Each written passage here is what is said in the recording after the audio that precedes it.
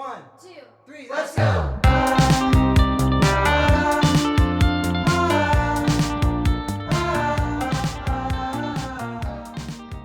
Good morning, dear listeners. This is ANTANTA podcast channel. Today, I've invited special guests. They are Assiya Kanibek and Aida Kemelbekova. We will discuss today's topic. So first of all, let's get acquainted. My name is Zhanerke Raimbek. I'm a host of this podcast.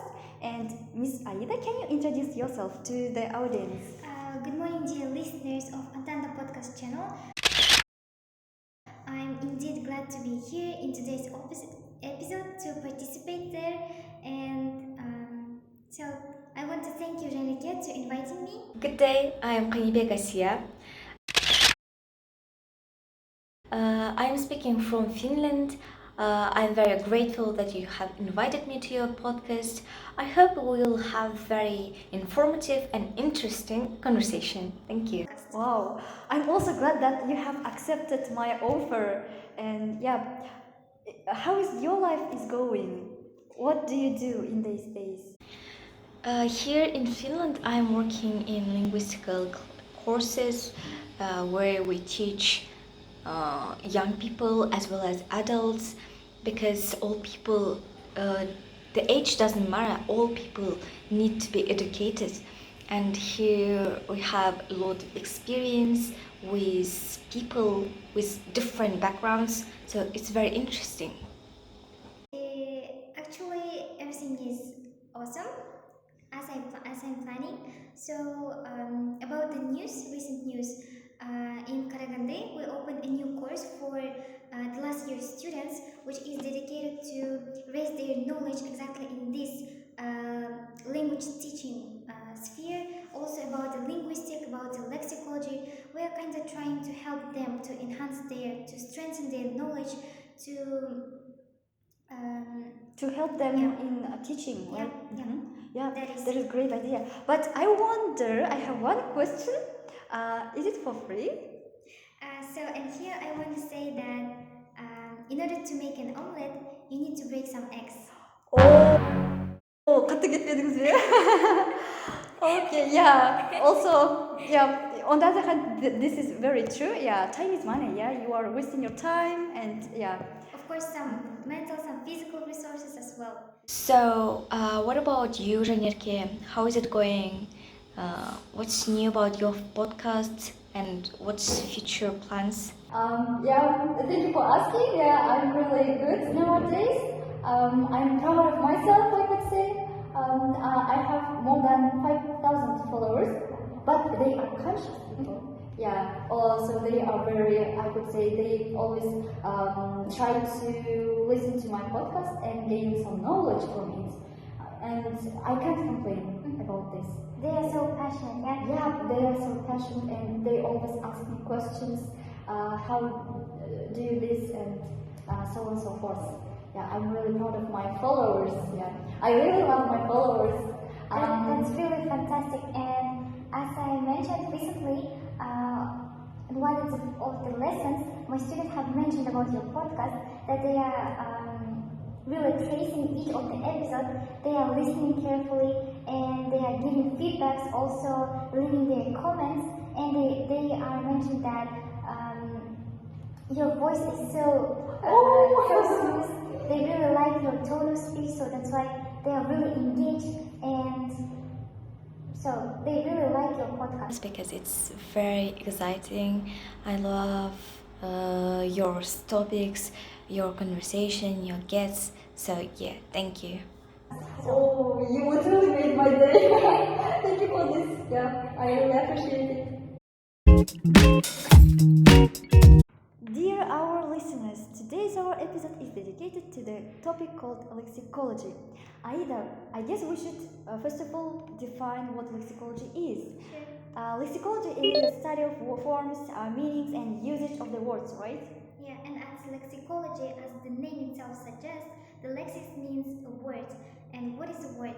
And it's a crucial part of our everyday life, as as it creates our speech, our everyday conversations, our thoughts, our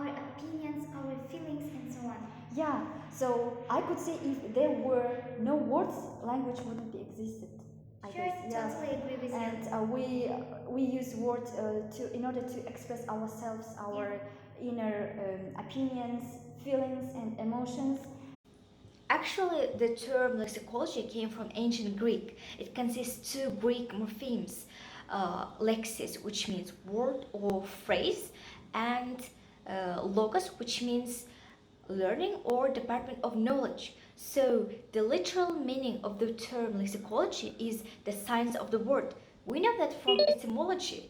Etymology is the study of word and how the meaning of the word have changed through the history.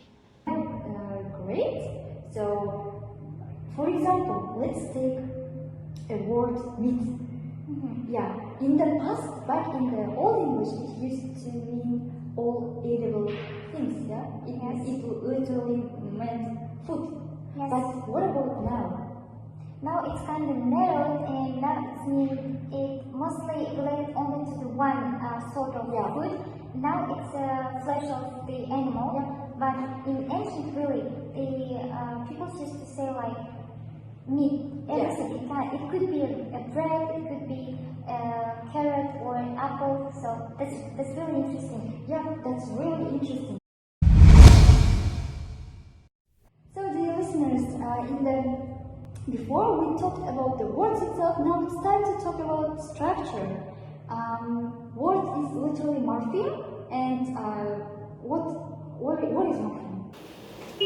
Yes, a morpheme is a short segment of language that meets three basic criteria. The first is it is a word that or part of word that has a meaning. The second, it cannot be divided into smaller segments, meaningful segments. And the last, it has relatively the same stable meaning in different verbal environment. Yeah. So, dear followers and listeners, this concept probably reminds you your school days when we and you used to draw a line, used to and to find where suffix and root is. We used to draw a half circle above the root, and triangle above the suffix. In English also we have, as well as the native affixes and the borrowed ones. About the borrowed ones, I want to mention about the meant in development and in enable. They are, for example, French affixes. That's interesting. Yeah, that's interesting. So not only words were borrowed from other language, but also affixes. That's so incredible. Yeah, and it became like kind of native in English. Yeah. And about the structural types of words. Yeah, there are four types of words. Four types of structural words. First one is simple. Simple. For example, house, mouse, and the second one is derived words. Mouse. So funny example. So the second type is derived. For example, joyful. Joy, noun, and plus G adds full, the suffix or adjective, and it becomes adjective, joyful. And the next one is compound words, right? For example, Snow White. And the last one is derivation compounds, such as honeymooner. Great. Yes, also there is one interesting concept. It is called conversion. Conversion in linguistics is word formation process in which word can be viewed in its different category. That sounds interesting. That sounds Can you tell a bit more detail to me? Let me provide one example. Let's take a word email. If I say I have received an email, it's a noun, right? I have received an email. It's a noun. So the second example is that I have to email to him. I have to email him. In this very moment, it serves as a verb. I have to email. Right. So yeah, we just changed the category without changing the form. It's also kind of, creative way of making new words. And by the way, recently, my daughter asked me about what does mean such words like USA or NATO, and actually it was really difficult to explain her as she's a 5-year-old girl. So can we discuss it here? Maybe our audience also have such difficulties. Yeah, difficulties understanding. Yep. So, since we are humans, we tend to talk less, to shorten words, yeah? That's true. In order not to make it difficult to pronounce it. So in your case, it's NATO. It stands for, if I'm not mistaken, North American Treaty Organization. But, it's so difficult. North Atlantic Treaty Organization. So, as human beings tend to forget everything so quickly, and we have a short attention span. Yeah. That's why it's really helpful, kind of. Yeah, to shorten the words, Yeah. to make them better, to make them easier to pronounce, NATO, that's it, NATO. And if we discuss it deeper, so it's then taking, it's called acronym in lexicology. So we take only the initial letter and read it as a word, NATO. So when it comes to USA, as you may have noticed, USA, we are reading it as not a word, but as a alphabetical order, like USA, and it is called also alphabetical abbreviation. It is. Yes, it is. Aida, do you remember what have you said at the beginning of this episode about eggs? In order to make